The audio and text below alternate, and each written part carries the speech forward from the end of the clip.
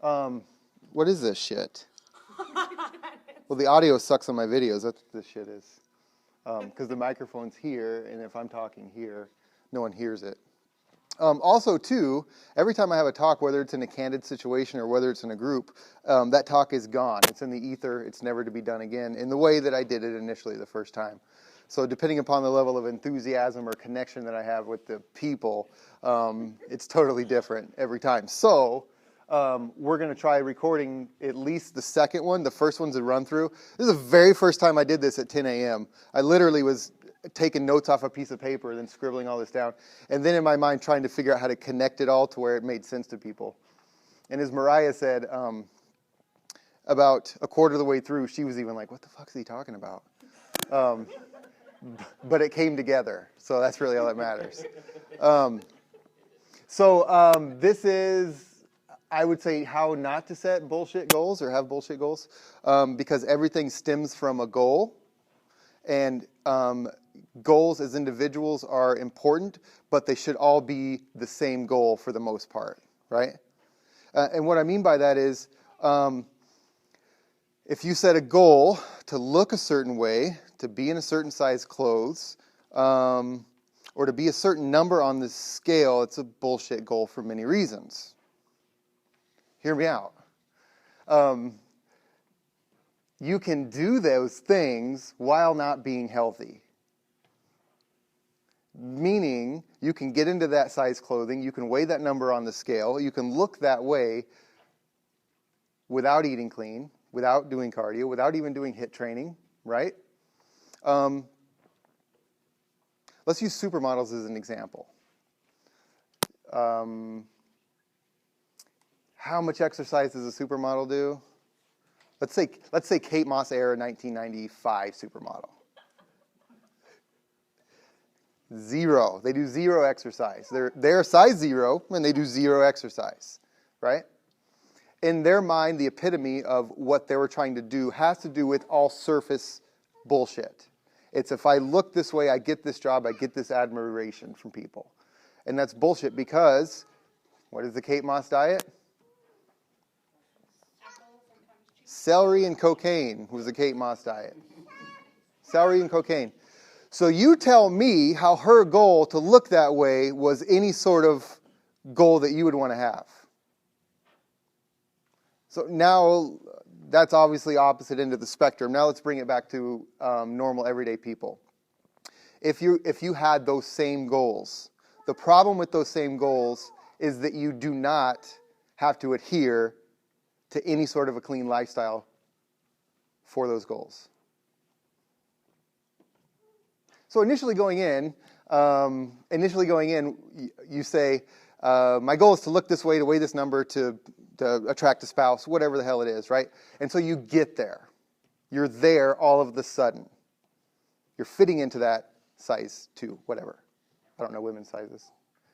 For men it's a 30. I guess that's what all you guys want to get into. So you get into that size, and inevitably what happens when you get into that size is, I'm here now, I can experiment. So I'm in this size, or I weigh this number, and then now I can experiment. Meaning, what did I give up to get here, and what can I bring back and still stay here? I give up recreational drinking. I give up junk food. I give up gorging at Thanksgiving. I give up all these things, and in your mind, all these things are built up as a loss. Those losses are what got you to this point. And so now it's, how do I maintain this, size 2 or whatever number on the scale, right? And counteract some of those losses by bringing them back. And so on a Friday, you might have a drink with friends. You get on the scale on a Monday. It didn't affect you. You're still fitting into the size 2. You fit it on. It's not a big deal, right? Second week. Same thing. It's been a long week. Now I'm going to have a couple glasses of wine. And you know what? Everybody's eating cake, so I'm going to have a piece of cake. Not a big deal. It's going to be a small piece. Who cares?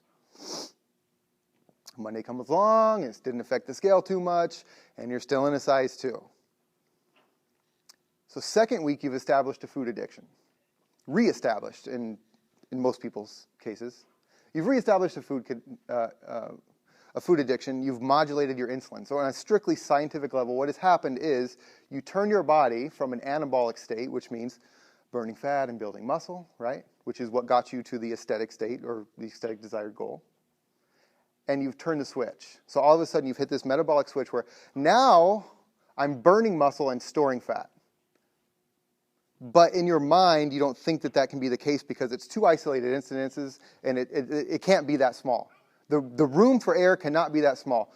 And so week 2, not only have you established a food addiction, now you're delusional. Now you're not even in touch with reality. So now that you've established addiction and you're not in touch with reality, what the fuck do you do week 3? Do you all of a sudden go back to what got you to the size 2? Why would you? You're delusional. That's reality, and you're not grounded there. You're grounded somewhere in the ether, right? And so instead, what you do week 3 is you push it a little further. Okay, I'm up a little bit on the scale, but the pants are still fitting, so it's not that big of a deal. I'm going to continue to do this because now I can start making up for these losses. Fast forward 6 or 8 weeks, you're up on the scale. Now you can't say that it's water retention or I'm not doing my cardio or I'm getting old or I'm too young or I didn't get enough sleep or whatever. Now it's tangible and now you can see it on a weekly basis. This is what is happening on the scale, right? Scale is not a good goal for several reasons. But the main reason it's not a good goal is because it doesn't apply to fit people. Another reason you should never listen to the scale is because this person shit on their diet and everything else for weeks, but they still maintain this goal on the scale. So was the scale a good representation of their adherence to a program at that point? No, because they haven't been doing it right. So the scale has nothing to do with what that person should be accomplishing. Sorry. So what's the right way to do it then, I guess, is the next question. We go through this process when we first start or when we restart. And the caution about restarting is people should not restart often, and people should not restart. God, I hate that. I hate this. Here's what I hate. I hate Monday is new. I'm going to start it. This week it's going to work. I hate that. Because in your mind, if you can restart Monday, you can restart indefinitely, and that's just not the truth. You cannot restart indefinitely. It doesn't work that way. We don't have this ability to whitewash our past and then make a new starting point. It doesn't work. So it's not starting, it's continuing. Even if you've been failing for a year, you're continuing. You're not starting over because guess what? That entire year of mistakes are lessons that you can use to actually move forward now. Forgetting about those lessons is a mistake. They were useful. They served a purpose. You've proved to yourself what you cannot do. Now the second part is to get grounded back into reality, not a delusion, and start to move forward. Here's the plan that I have in my mind for every person that starts Spartan, and it would be different for healthy people everywhere. I don't know of another coach that puts this much thought into stuff. So we want to have linear progression. We want to always move forward and progress, right? So we have these goals, and these goals should be the same. And this is why they shouldn't be bullshit goals. They should be the same goals for everybody. Well, I don't want to do what that person's doing. You don't have a choice. You're either moving forward or you're moving backwards. And if you haven't proven that to yourself yet, give yourself some more time. You will. You're either moving forward or moving backwards in some facet of your physical body. You can't do two things at once. It just doesn't work that way. So the first step is a learning process. Right here, right? So all of a sudden you've been confronted with this new information. And we're in this process. What's getting you from step to step as a goal is health and longevity. And it's a goal because you cannot screw up health and longevity, right? If the goal is to fit into a size 2, you can screw up a lot in that goal. If the goal is health and longevity, there's no room for error. Those mistakes that you trickled back in from the losses that you checked off, those are hurting your health and longevity still. They might not be hurting your size 2, but they're hurting your health and longevity. So if we go through this process with that as a goal, all of a sudden we're here. Health and longevity is the goal, coming in or restarting, whatever that means to you, continuing, now that we know what my definition is of it. After you learn new stuff, you have to adhere to those things for enough time for that to make a difference. So the next step would be adherence. So all of a sudden we have another marker to look at. Again, the underlying goal or the line is health and longevity, right? Then from there, we're getting leaner, stronger, faster. Leaner first, stronger second, faster third. The problem with most people isn't that you're not strong enough to do push-ups. The problem with most people is that you're pushing up too much. The body was not designed to push up what you have. So you get leaner, then you get stronger. Are you actually physically stronger at this point? Probably not. You're probably just leaner. There's 10 less pounds to push up, so of course it's going to be easier, right? And then you get faster as this goes through. And so then those are also tangible goals. Leaner, stronger, faster. One of those, or all of those, doesn't matter. So we're moving through that still with this underlying goal of health and longevity. At some point, there's a relearning curve always. After you're leaner, stronger, faster, things are continuing to change in a pretty big way. Because at this point, to get here, we're making changes fairly regularly. I often tell people if we're not changing your nutrition once every 2 weeks, it's because you're not hearing enough for us to make the changes, for us to take effect, for us to know if those changes are working. So the whole concept of, I'll follow the macros that I followed 6 months ago because that worked. It didn't work because you're not there still. It actually didn't work. So the mindset of redoing that is kind of crazy. Does that make sense? So we're relearning again at this point? Right? Still traveling with this health and longevity goal. Now you have new stuff to adhere to because you've learned new stuff. So again, health and longevity is the goal. Adherence. Now from this point, leaner, stronger, faster again. And as far as I know, this just continues indefinitely. And I know this because every single person that goes through this process gets better every single week in some facet for years. I don't know of this not working for people. I don't. So this can continue indefinitely. And if it doesn't continue, it's a choice. It's not your genetics. What else?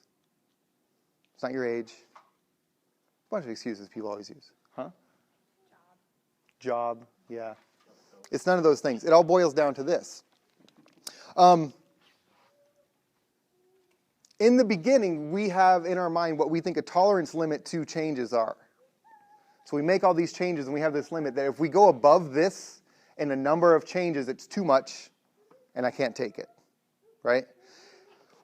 So when people first come in or continue, however you choose to think about that, what happens is there's a lot in the beginning, but then it starts to go way down. And at some point, your perceived effort is actually less than your actual effort. It's a perception thing. When you are learning here, the effort, the perceived effort, is higher. After you adhere for a certain period of time and you apply this information, it's easy because of repetition and saturation. So the more you do something over and over and over, the easier it is to continue doing that thing instead of stopping that thing. Where the hell am I? Where do I continue from? This is too hard. So it goes up and then it comes down, but at some point it bisects right here. Then the amount of effort, it's perceived by the way, because effort is whatever, right? It's perception. The amount of effort is less than what you're actually doing. So now all of a sudden you're just living this healthy lifestyle, leaner, stronger, faster, learning new things, adhering to those things, and just going through this process, and it is easy in your mind. Whether the reality of that being easy or not is whatever, because in your mind it's easy. And from here on out, once you pass this point, it's actually easy. And why the hell wouldn't you? And why you wouldn't get to that point? That's just how it becomes. So here's what not to do, right? Let's say the orange line is going to represent bullshit goals, right? And so we get to this point where it's kind of the same. So we get to this learning curve, all right, good, right? Then we get to adherence. Okay, we're doing good, right? And then we get to leaner, stronger, faster, and we're doing good. We're doing good. But then all of a sudden, what happens, what starts to skew off is, I'm here now. I'm here. I'm that number on the scale. I'm that size clothes. I've attracted that spouse. Whatever. I'm here. And so all of a sudden, it starts to go down. The problem with that going down is, in order for it to go back up, we're repeating these steps over again. So at this point, what's that word? Productivity. So at this point, our productivity is down because we're going to have to do things over. And so we do those things over, right? We repeat steps 1, 2, and 3 over, and we get a little higher, but then we're there again. We're there. We're at this place. We're comfortable. I'm in this size clothes. People look up to me. Everyone tells me how good I look all the time. That's surface bullshit goals. And so then, I can trickle some stuff back in. And I got to do this again. Productivity is non-existent. And you go through this process until you go crazy and quit. And that's why people quit. It has nothing to do with anything else. That's usually just it right there. So this person's perceived effort starts out barely below where they think their limit is. And it goes up until this area that is just undoable. This person's and this person are both working with a human body. The biochemistry is relatively the same. As far as tracking is concerned, I can accurately depict where this person's going to be in 2 years. I can accurately depict where this person's going to be in 2 years too. What's the main difference between those two people? Perception. That is the only difference. One person has built something in their mind to be beyond their tolerance limit, even though they did it in the beginning. It's the same stuff that they have already done. But now, for whatever reason, it's beyond what they can handle, and it continues to rise with as long as they stick to it. So instead of having this bisecting line to where your effort is less than your actual action, it just goes on forever. And every time you adjust and you try to connect these two lines, it's further. The effort's more. The effort's more. The effort's more. And every time you connect those lines, you instantly feel bad about where you're going.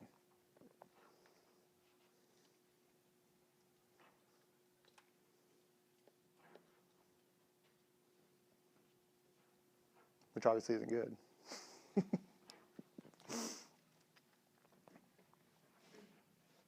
Does everybody understand that? Does that make sense? Sound like bullshit? Does this sound like bullshit? So the perception has to change. At some point, the perception has to change. Because inevitably what's going to happen is you're going to make your goals different from these goals. And it's going to be based upon perceived effort. Perceived, not actual. And so instead of going through this process and setting realistic, effective goals, you're going to say, how much effort is it going to take for me to get here? And then you're going to ask yourself the question of, is that past my tolerance limit? And the answer is yes, it is past your tolerance limit. And so you do it for a very short period of time because in your brain, the longer you do it, the more effort it's taking to do it. When the reality is, if there's no break in that adherence, it's actually getting easier. Right? Was that fairly clear? Anybody have anything to add? No? Good. All right, don't set a bullshit goal.